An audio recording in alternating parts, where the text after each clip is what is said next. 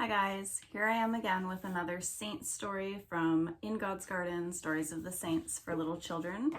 I haven't posted one in a little while. It's been super hot here and I've been unable to do a bedtime story because it's so warm and sticky at night that I'm not recording at night.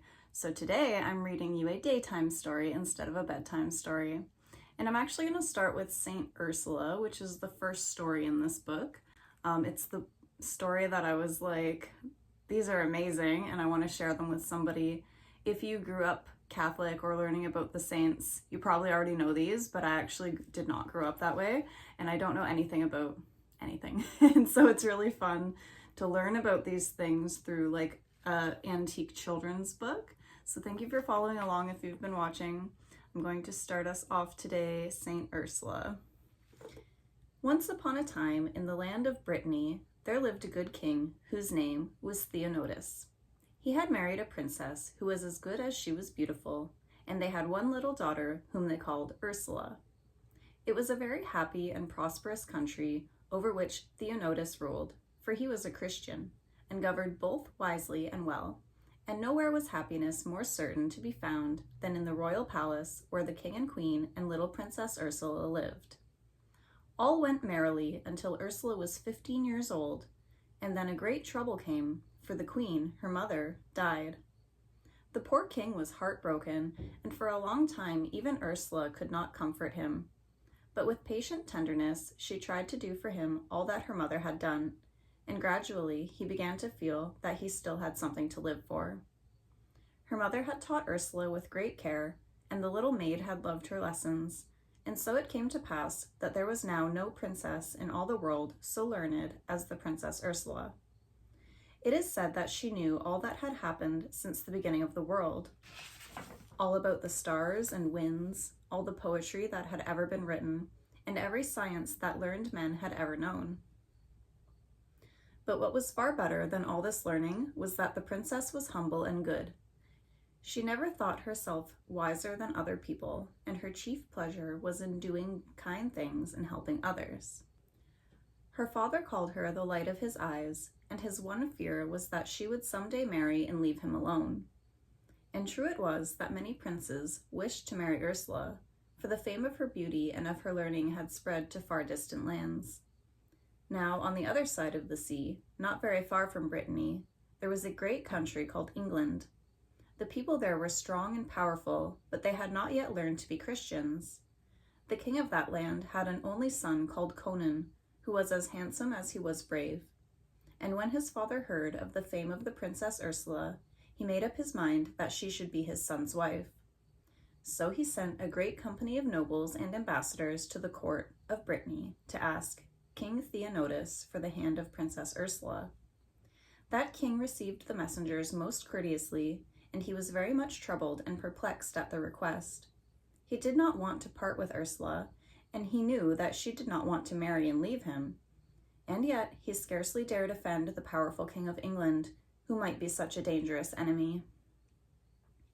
So, to gain time, he told the messengers he would give them their answer the next day, and then he shut himself up in his room and sorrowfully leaned his head upon his hand as he tried to think of what was best to be done.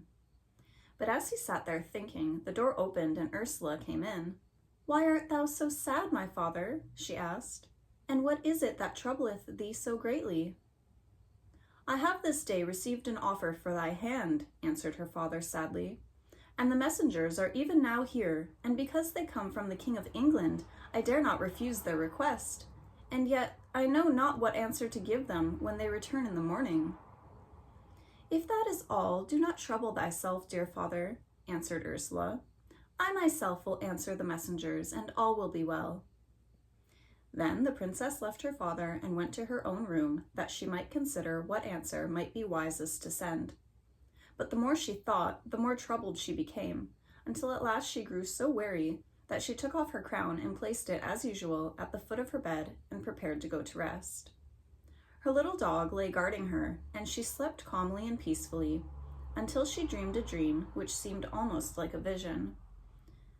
For she thought she saw a bright light shining through the door, and through the light an angel coming toward her, who spoke to her and said, "Trouble not thyself, Ursula, for tomorrow thou shalt know what answer thou shalt give.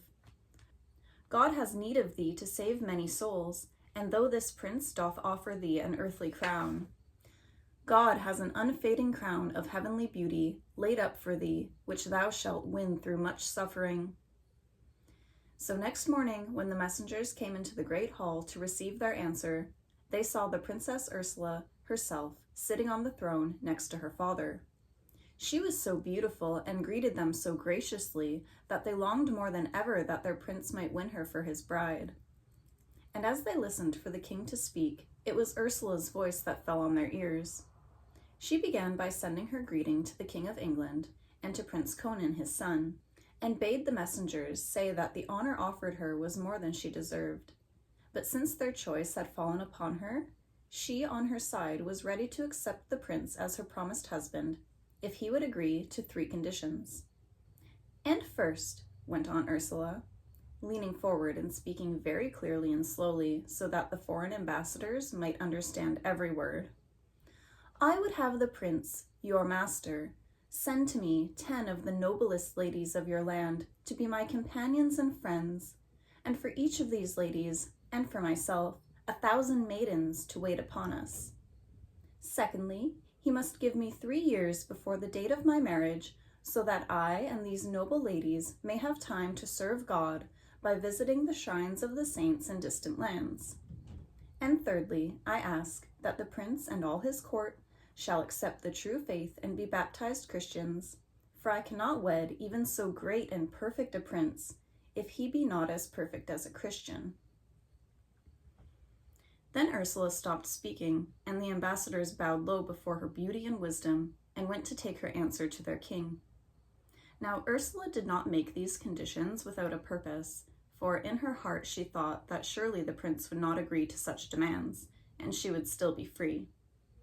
But even if he did all that she had asked, it would surely fulfill the purpose of her dream, and she would save these 11,000 maidens and teach them to serve and honor God. Ere long, the ambassadors arrived safely in England and went to report their mission to the king. They could not say enough about the perfections of this wonderful princess of Brittany.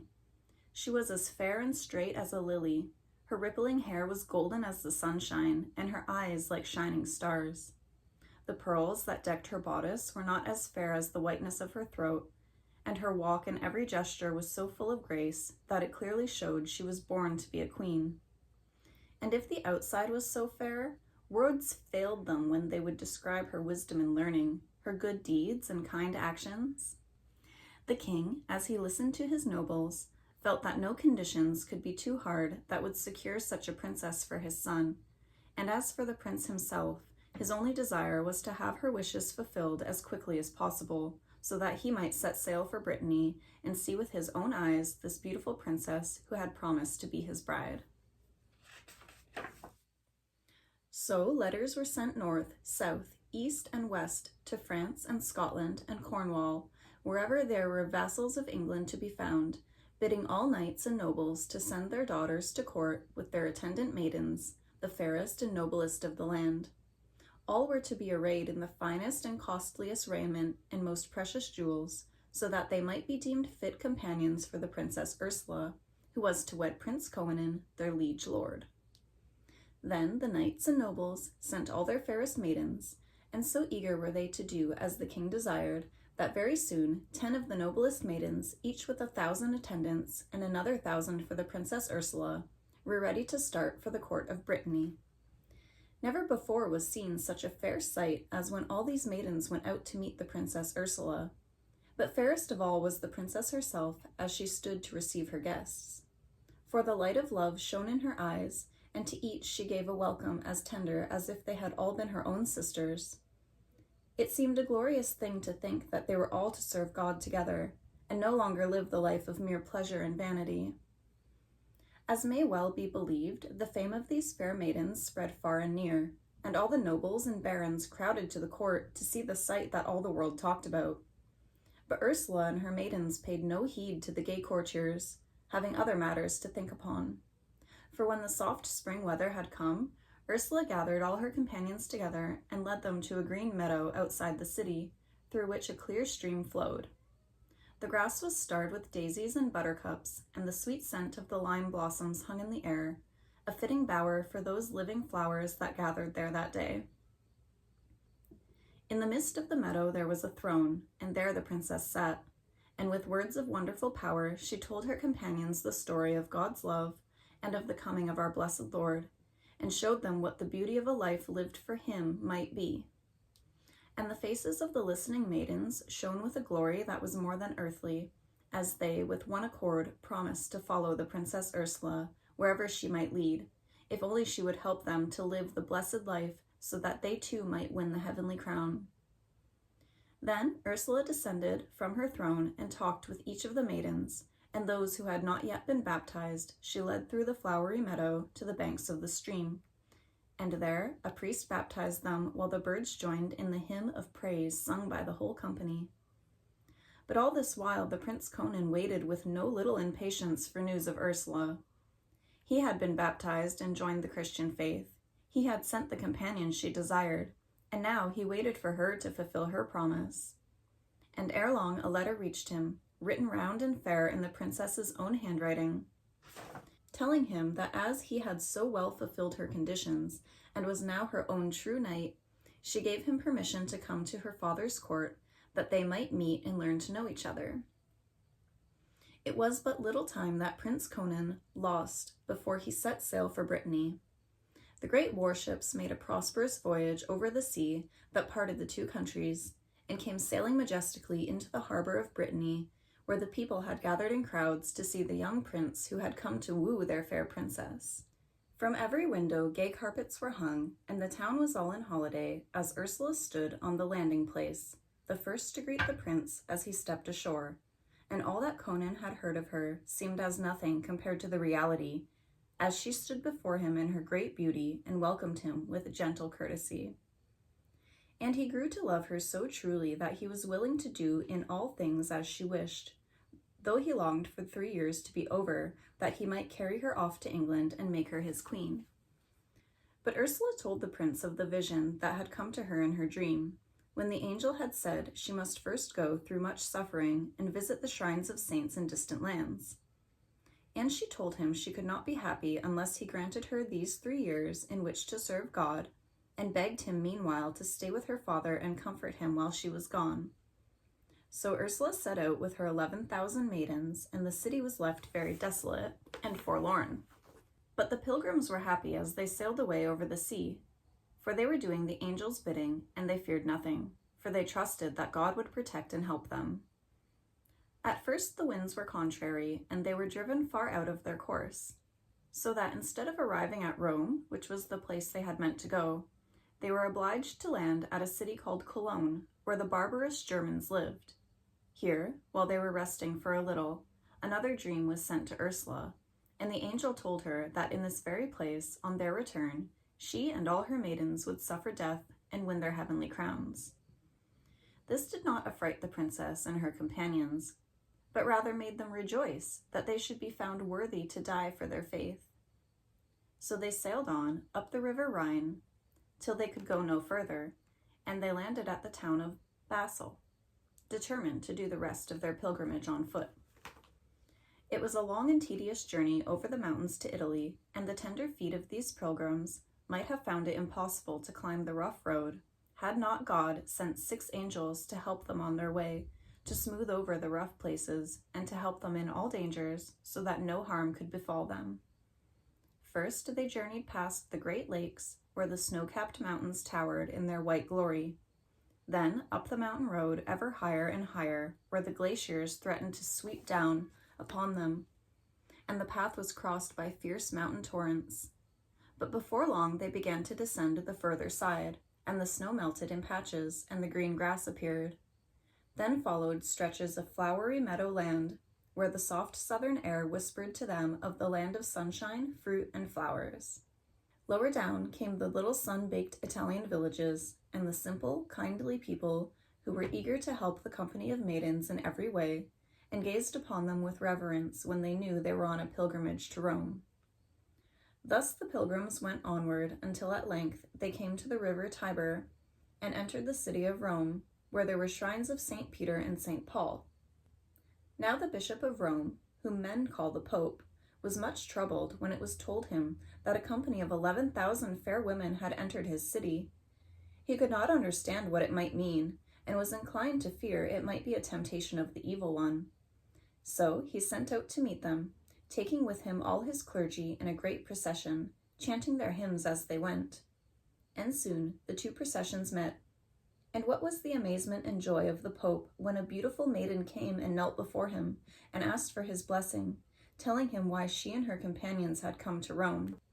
"Most willingly do I give thee my blessing," answered the old man, "and bid thee and thy companions welcome to my city. My servants shall put up tents for you all in some quiet spot, and ye shall have the best that Rome can afford." So the maidens rested there in quiet happiness, thankful to have come to the end of their pilgrimage and to have reached the shrines of God's great saints. But to Ursula an added joy was sent, which made her happiness complete.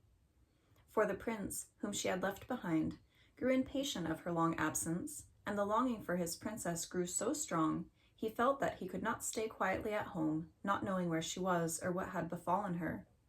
So he had set out, and journeying by a different route, had arrived in Rome the same day as Ursula and her maidens were received by the good bishop. It is easy to picture the delight of Conan and Ursula when they met together again, and knelt his hand in hand to receive the Pope's blessing. And when Ursula told him all that had happened and of the angels whom God had sent to guide and protect them, the only desire the prince had was to share her pilgrimage and be near her when danger threatened. And his purpose only became stronger when she told him of the vision she had had in the city of Cologne. "How can I leave thee, my princess?" he asked, "when I have but now found thee? Life holds no pleasure when thou art absent. The days are gray and sunless without the sunshine of thy presence. Bid me come with thee and share thy dangers, and if it be, as thou sayest, that it is God's will that thou and all these maidens shall pass through suffering and death for his sake, then let me too win the heavenly crown, that we may praise God together in that country where sorrow and separation can touch us no more." And Ursula was glad to think that, through love of her, the prince should be led to love God, and so granted his request, and bade her companions prepare to set out once more. The Pope would fain have persuaded them to step longer in Rome, but Ursula told him of her vision, and how it was time to return as the dream had warned her. Then the Pope and his clergy made up their minds to join the pilgrimage also, that they too might honor God by a martyr's death. Now there were in Rome at the time 2 great Roman captains, who were cruel heathens, and who looked upon this pilgrimage with alarm and danger. They commanded all the imperial troops in the northern country of Germany, and when they heard that Ursula and her maidens were bound for Cologne, they were filled with dismay and wrath, for they said to each other, "If so many good and beautiful women should reach that heathen land, the men there will be captivated by their beauty and wish to marry them. Then of course they will all become Christians, and the whole nation will be won over to this new religion." "We cannot suffer this," was the answer. "Come, let us think of some way to prevent so great a misfortune that would destroy all our power in Germany." So these 2 wicked heathen captains agreed to send a letter to the king of the Huns, a fierce savage who was just then besieging Cologne. In it they told him that thousands of fair women in a great company were on their way to help the city, and if they were allowed to enter, all chances of victory for his army would vanish. There was but one thing to be done, and that was to kill the entire band of maidens the moment they arrived.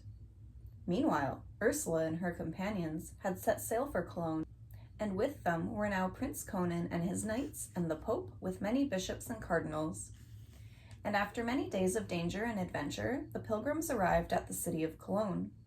The army of barbarians who were encamped before the city was amazed to see such a strange company landing from the ships.